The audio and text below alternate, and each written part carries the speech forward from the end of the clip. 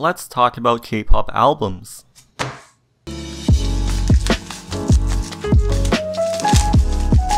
Alright, so I'm not someone who really buys K-pop albums, but I thought for the sake of this video, I would buy INVU. So yeah, I just love this album so much. I love the aesthetic of it. I literally like every single song on this album. Like, alright, here's the CD. How do I get this out? That CD, I'll probably never use it, but alright, here's all the other stuff. We got, oh, I think this is the poster. So I got this poster. There we go, now it's focusing. Pretty nice. I don't really care about the posters. We got, I think this is the postcard. Got the advertisement thing from SM. And finally the photo card. Let's see which member I get. Oh my god, I got Taehyung! Yeah, I don't really care about the photo card either. I'll probably like give this away or like sell it or something. I don't really know. I mainly like this book. Anyways, I know you guys probably don't care about me unboxing an album, so let's get to this video. So if you compare a K-pop album to an album from a Western artist, you'll see a pretty big difference. K-pop albums contain a variety of merchandise, from photo books and posters, to keychains, stickers, and sometimes random things like scent papers. They are also more innovative in terms of their design and packaging. Kang Hye-in, the art director for Normal Logic, who has designed albums for Twice and IZ*ONE, puts it, K-pop albums boast splendid and unique designs, and fans who purchase them have a discerning eye for that. In the Western music industry, buying physical CDs is something people just don't do anymore, as CDs have long been replaced by digital media. Meanwhile, in 2018, South Korea's music industry had a 29% increase in revenue from physical merchandise. Bernie Cho, who is the head of a music export agency in Korea, was quoted as saying, "When you usually buy a CD, it's assumed you're buying a plastic disc that happens to have a booklet.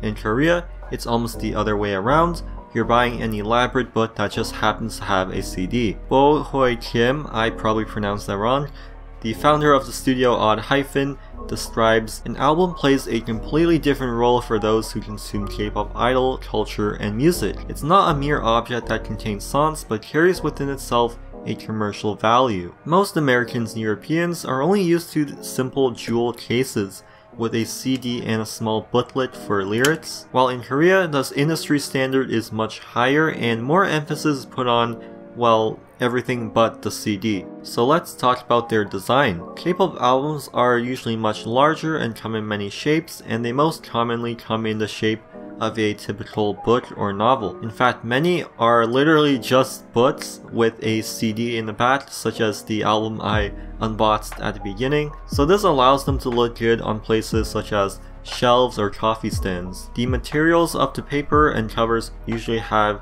some glossy, matte, or rubberized coatings, which gives them a premium look and feel. The albums can contain many merchandise, and it varies between artists, but pretty much all of them will have at least photo books and photo cards. Photo books are elaborately designed with professional images of the idols, and photo cards are wallet-sized images of individual idols, making them heavily collectible as fans try to get one with their favorite members. So because of their small format, they can easily be put in places such as phone cases, as kind of a way of showing off your favorite member or having them as part of your identity. So we may not realize it, but the way these photos are taken and laid out are precise and intentional.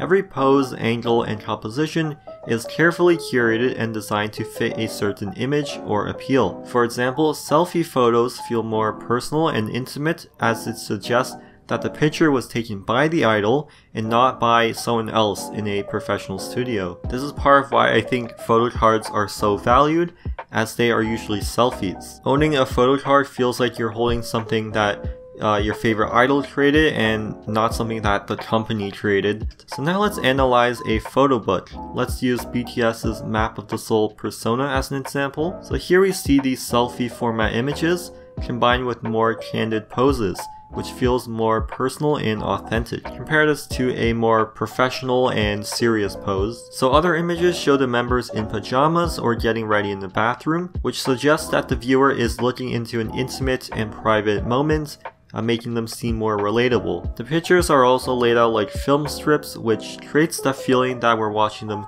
through like a one-on-one video call, or that we're somehow part of the image. But the point of all of this is that something as simple as a photo book or even a photo card is very intentionally designed. After all, nothing sells more than if the fans feel like they know the artist personally. But what I think really sets K-pop albums apart is the way that they're viewed by the designers. Ji-yoon Lee, founder of Studio XXX, who has designed albums for BTS and Luna, describes what excited her the most was the power of making people want to possess the album without even listening to the music. For Kang Hae-in from Normal Logic, K-pop album design is a playground to show my creativity.